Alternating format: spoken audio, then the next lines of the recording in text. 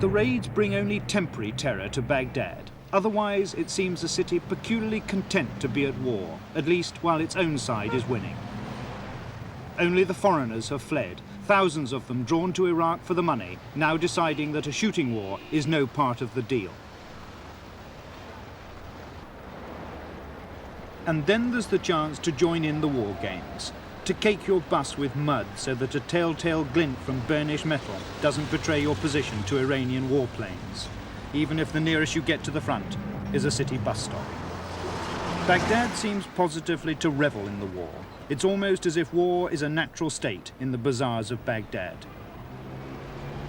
Certainly the inconvenience of this conflict has so far proved minimal. There's no petrol shortage and the price is fixed at an envy-making 14 pence a gallon. So vast are their reserves that Iraqis say that the last 2 barrels of oil in the world will be theirs. A world away from the rigid orthodoxy of the Ayatollahs in Iran, a generation of modern Baghdad women shun the veil. Strolling unconcernedly in city streets in Western clothes, there's a way of life to be defended as well as a country and a regime against the incursions of Iran's puritanical revolution. And so far, the defense of those modern ideals has proceeded well.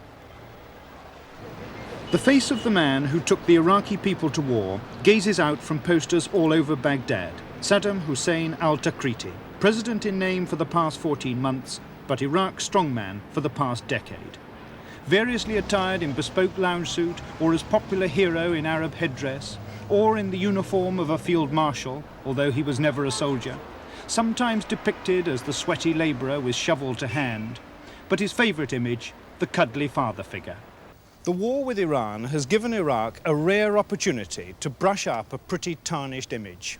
A week ago, the government commandeered all 550 beds in this hotel, the largest and the most modern in Baghdad, and then proceeded to fill them with the international press. As the Iraqis see it, the international press can help confer a new status as well as a new image on their country. But that does not mean the foreign press is free in its operations in Iraq. Television teams are tightly monitored in all they film and go to the front only on officially escorted bus tours. The press has now been ordered out of the Shatt al-Arab area altogether, a firm enough indication that the war in the south is not going too well. If it drags on, there could be more pressure on outsiders to intervene. I asked the Iraqi foreign minister what he had to say to the big powers. There is one thing that we would like to say to the big powers.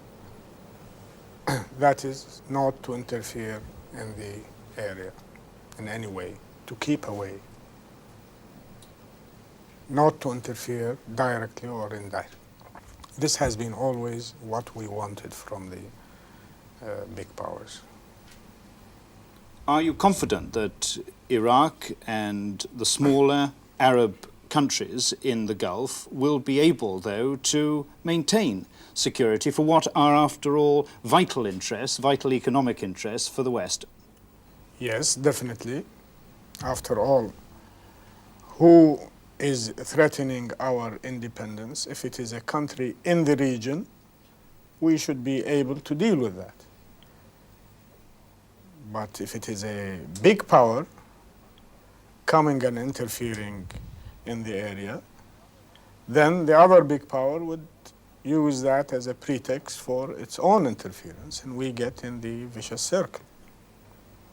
There were those, of course, who saw the vicious circle beginning with the Soviet intervention in Afghanistan, that this was a move that, in many ways, it was suggested, directly threatened the Gulf. Now, what's your view of that?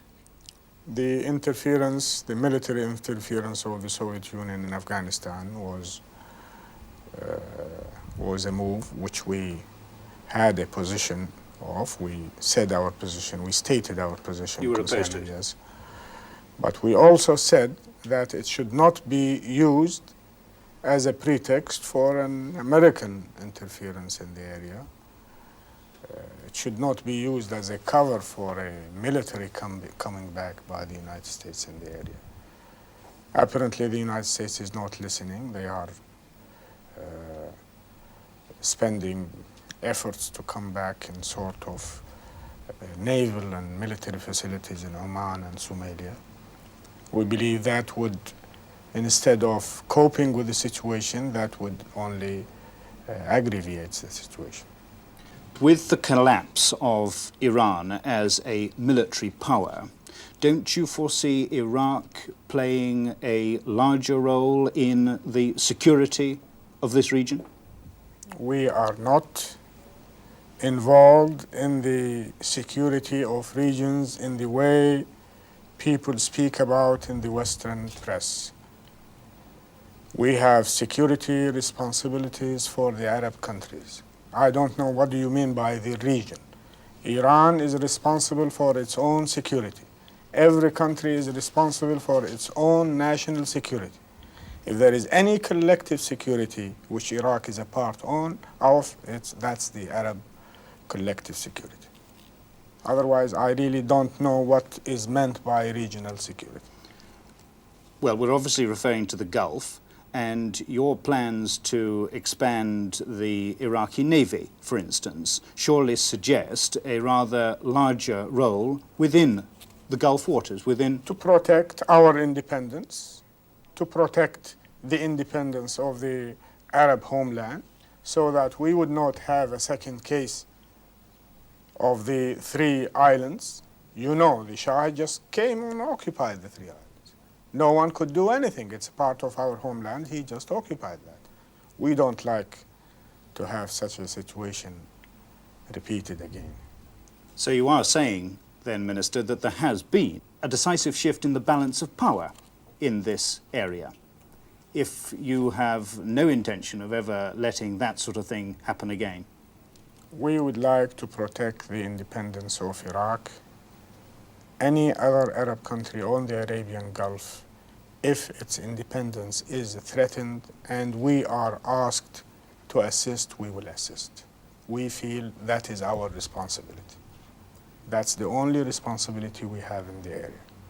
That you would come to the aid of any smaller Arab country in the Gulf, for instance? Yes.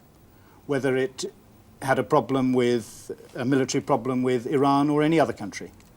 If it is an Arab country, no. A foreign country, yes.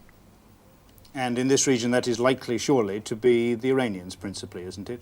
It has been for the last 500 years. The threat always came from Iran.